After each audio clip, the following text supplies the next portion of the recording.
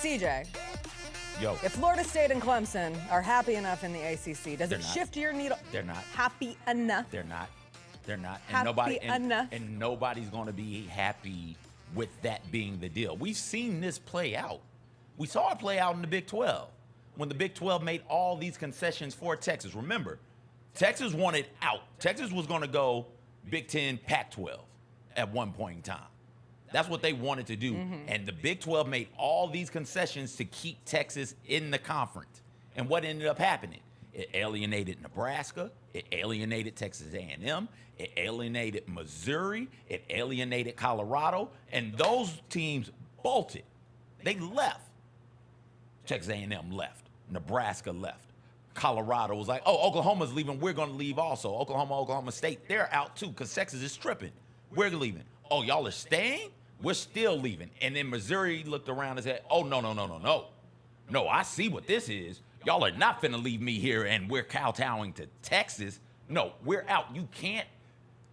It's not fair if everybody in the conference isn't making the same amount because that gives that one team a leg up on everybody else in the conference. Nationally, whatever. They'll figure it out. Nationally, the big schools will.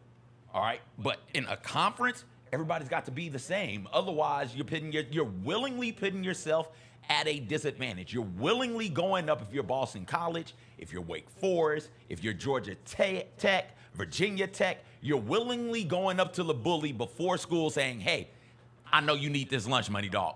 Here you go. Just take it and take whatever else you want. You're willingly conceding to them, and that never lasts for long. They're not happy.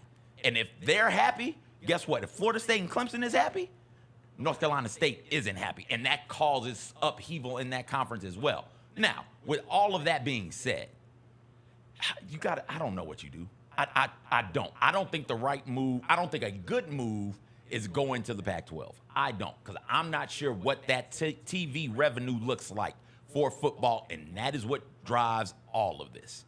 I'm not sure. Let me push back just quickly on the Florida State, Clemson lunch money analogy. I understand what you're saying, but in the continued evolution of college football and the money around college football, the ACC earlier this year, I'll remind you, also came up with the Success Initiative, where based on a team's success and benchmarks like bowl games, finishing in the top 25, a CFP appearance, that can add up to as much as an additional $25 million. Those are merit-based marks that allow every single school. Right now, Florida State's 0-3. Florida State might not make a bowl game. Florida State might not make certainly the top 25 at the end of the year. I know technically speaking, they could still make a run for the college football playoff and all of those things. But let's just from the context of they go out and lose to Cal on Saturday and everything falls down.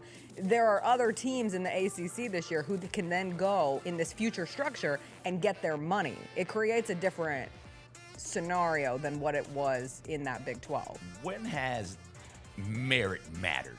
When it pays. It's never, yeah. But the people in charge, and in this particular situation in the ACC, the two teams in charge right now are Florida State and Miami. They're not Florida State and Miami, Florida State and Clemson, forgive me. They're not willingly going to concede. They're not going to do that. That happens one time, they'll be back mad, they'll be back threatening to leave, and they'll be back trying to find a way to swindle their conference mates out of more money. The merit-based system is great. I love it. We don't live in a society where it's a merit base. It's not a meritocracy, right? It's capitalism. And those schools have the money. Those schools have the interest. Those schools have the power. They're not going to lessen that based off of merit because Boston College had a better season than them one year, right? They're not going to let that fly. The credit to the ACC for trying to find a way to keep this thing together for as long as possible.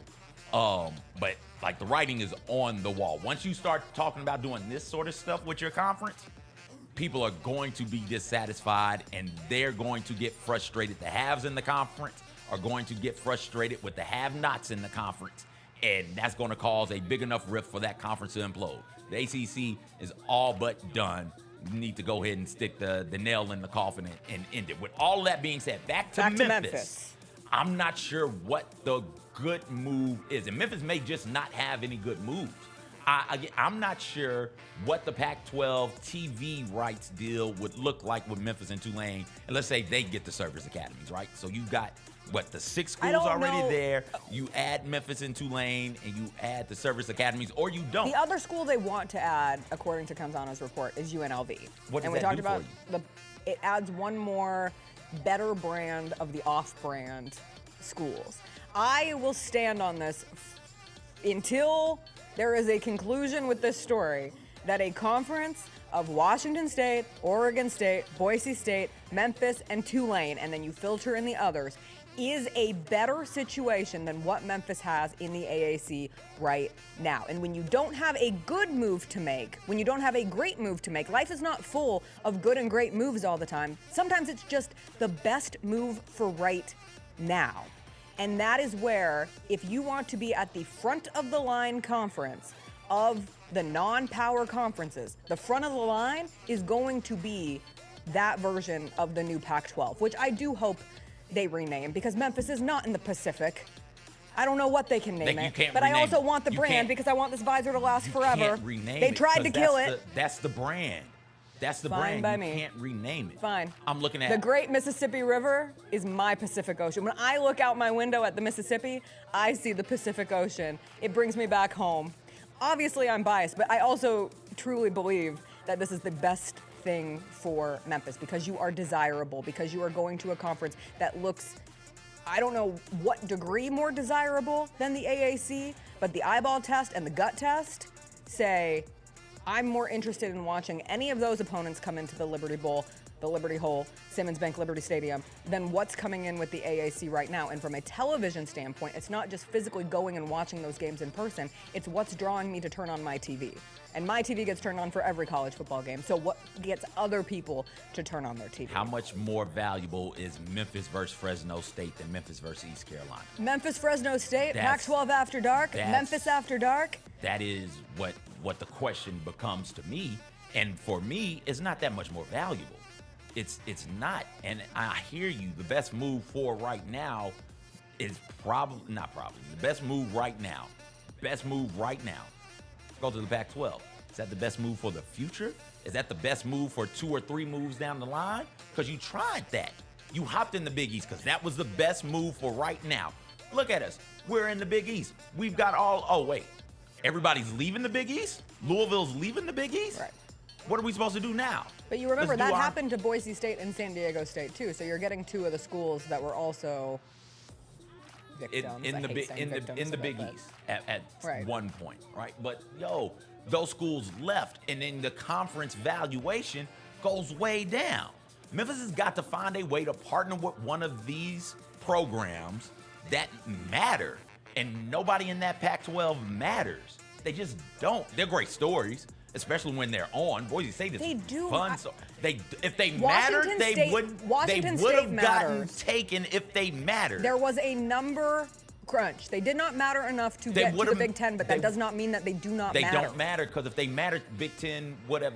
Washington State would have been the one partnering with Oregon. Oregon State would have been the one partnering. Washington has more money than Washington State. And Washington as a brand money is a drives more, this. Of course it the does. Brand but it drives doesn't mean that they have no value. What is the value? Is and my Washington question. State How much has value interest. is it? How much value is there in a conference with Washington State as your premier football program?